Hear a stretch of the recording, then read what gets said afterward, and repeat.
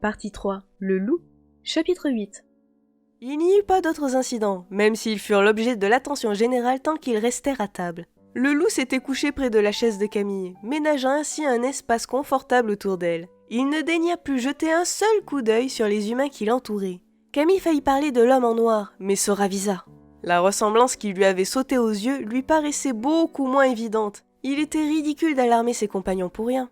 Ils eurent la mauvaise surprise de découvrir en sortant que le temps s'était couvert. Des nuages menaçants s'amoncelaient dans un ciel qui s'assombrissait de minute en minute. Une bise désagréable s'était levée. Ils chevauchaient depuis moins d'une demi-heure lorsque les premières gouttes s'écrasèrent autour d'eux, avant-garde d'une pluie fine qui noya le paysage sous un rideau gris et froid. Il plut tout le reste de la journée.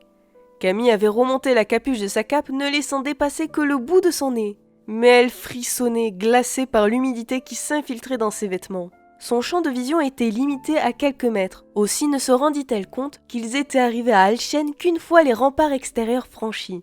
La ville était immense avec de grandes avenues et des constructions rappelant celles d'Al-Jait, en moins impressionnantes. Les rares passants qu'ils croisèrent se hâtaient vers un abri. La pluie s'était transformée en une forte averse qui semblait ne jamais vouloir cesser.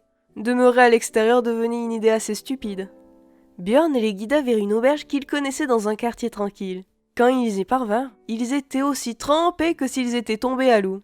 Ils poussèrent un soupir de soulagement lorsqu'un jeune homme leur ouvrit les portes de l'écurie, leur permettant enfin de s'abriter.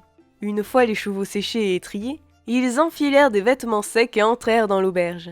Il y avait peu de clients, et la patronne, une femme imposante aux cheveux d'un roux flamboyant, les accueillit chaleureusement. Puis, ses yeux tombèrent sur le loup. « Qu'est-ce que cet animal ?» demanda-t-elle. « Un chien, bel enfant !» répondit Björn en souriant d'un air avenant. « Un chien bien élevé qui ne causera pas le moindre problème. »« Et moi je suis un téliche !» rétorqua la femme. « Pas question de recevoir ce monstre dans mon auberge !» Et Yana se pencha à l'oreille de Camille. « Le charme n'opère pas. Notre ami doit être rouillé. » La boutade tomba à plat. Camille ne se sentait pas le courage de repartir sous la pluie, d'autant qu'un feu réconfortant crépitait dans la cheminée et qu'une bonne odeur de ragoût flottait dans l'air. Pourtant, si Salim ne pouvait pas rester... Maître Diom s'avança alors. « Nous pouvons peut-être nous arranger. » Commença-t-il. « Je paie pour le chien, comme pour un de mes compagnons.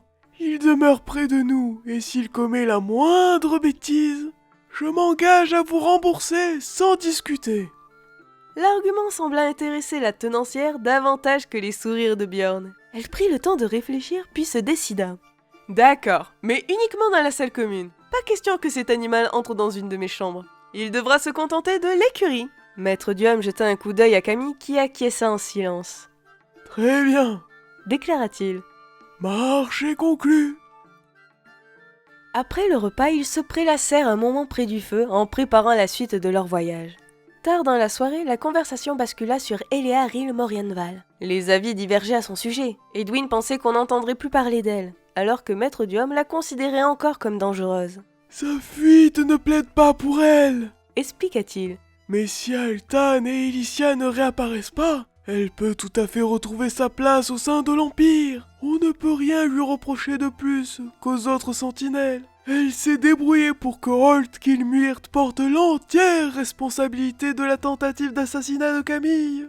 Si son plan avait fonctionné, elle aurait sacrifié à la fureur d'Edwin, ou à celle possible de l'empereur.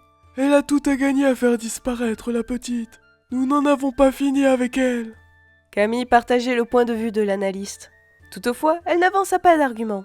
Eléa Ril Morienval faisait planer sur son avenir une ombre dont elle se serait volontiers passée. Elle sentait que tôt ou tard, il lui faudrait l'affronter, mais refusait de s'en inquiéter prématurément. Le premier, Mathieu s'étira. « Je ne me souviens plus de la dernière fois où j'ai dormi dans un lit. » s'exclama-t-il. « Je compte profiter du confort que nous offre cette merveilleuse auberge. Bonne nuit les amis. » Après un clin d'œil adressé à sa sœur, il se retira.